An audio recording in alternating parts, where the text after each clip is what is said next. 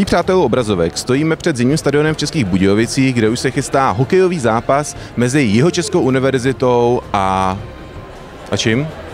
Jak se jmenuje ta druhá škola? Jak dlouho trvala příprava toho dnešního zápasu? Hele, připravujeme to společně s VŠT už asi od prosince, kdy jsme se dohodli, prostě, že to uděláme znova po minulém roce, kdy Jihočeská vyhrála 6-3 a příprava trvala tak jako po večerech různě a hlavně teď ten únor leden, kde se jako zamlouvala Budvar Arena, domlouvali se komentátoři, moderátoři a spoustu dalších věcí. Co bylo organizačně nejtěžší? Nejtěžší organizačně, nevím, ono to celkem bylo jednoduchý.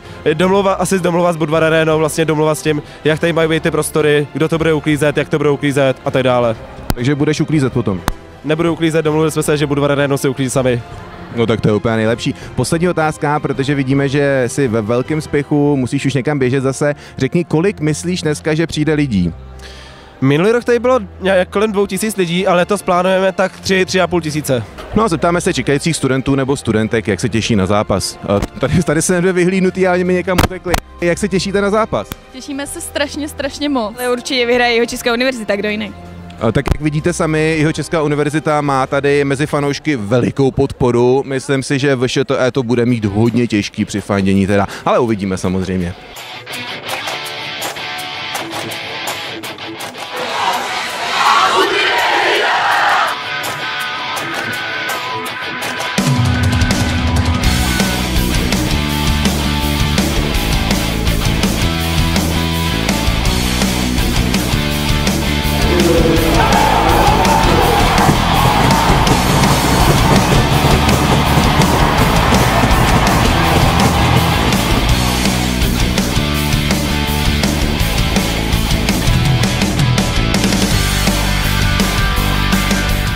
Jedeme?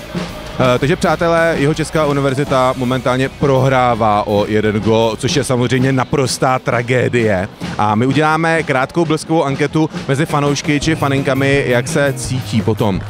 My tu děláme takový krátký bleskový průzkum pro naší studentskou nezávislou televizi a chceme se vás zeptat, jak se cítíte po tom prvním gólu vlastně, když naše Jihočeská univerzita se ocitla v defenzivě.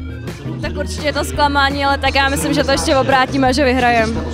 Fakt si to myslíte, jo? Já jsem ztratil víru úplně, to přijde jak strašný, jako v první minutě. Tak to je trošku špatný ztratit víru, no, tak já věřím. Je potřeba víc fandit asi. A přátelé, dostali jsme druhý gól, takže nám řekněte, jak se cítíte po tom druhém gólu. Tak pořád to můžeme ještě obrátit. No já doufám, že to doženou, ale nevím, no. Dnešní zápas se mi moc líbí. Myslím si, že je to... VŠTE, brácho! Já věřím našemu golmanovi Danovi Černýmu a věřím naší první obraně, že už nic nepropustí. David Cifroint a Filip Čížek. Myslím, že určitě VŠTE vyhraje, určitě. Atmosféra je tu v pohodě a doufejme, že Jihočeská univerzita to trošku srovná a třeba vyhrajou, no.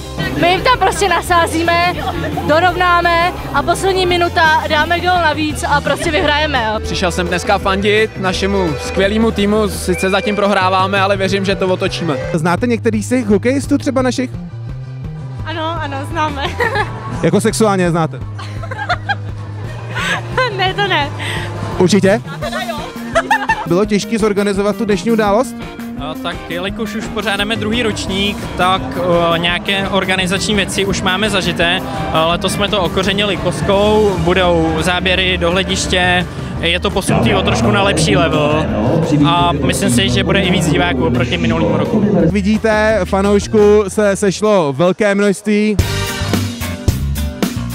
Vcházíme do šatny týmu Jihočeské univerzity. Určitě jste zvědaví stejně jako já, jak to tam vypadá, jestli nahá mužská spocená těla se tam třou jedno o druhé. No vypadá to, že jsou oblečení a jdeme na to. Už jsme se na to připravovali přes 2 týdny, tak uvidíme, jak to dopadne. 2 týdny, jak intenzivně? No intenzivně moc ne, protože jsme měli málo ledů, měli jsme většinou úterky ráno, dobrovolný ledy, co zařídila škola nebo co má škola jako předmět a měli jsme jeden přátelák tady na Budvaru. Takže co byste vzkázali divákům naší nezávislé studentské televize? No, že určitě vyhrajeme, ať si užijou hokej. Asi se přesuneme do druhé šatny, snad tam nedostaneme přes držku, jdeme se tam taky kouknout, tak uvidíme, no. Přátelé, vstupujeme do jámy Lvové, do šatny týmu VŠTE. Jak dlouho jste trénovali?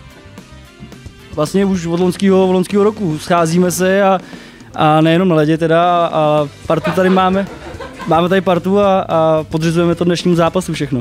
Bereme jenom výhru, takže prohra ta asi pro nás neexistuje, takže jdeme si za výhrou. Takže bude to Jihočeská nebo VŠTE, jak to vidíte?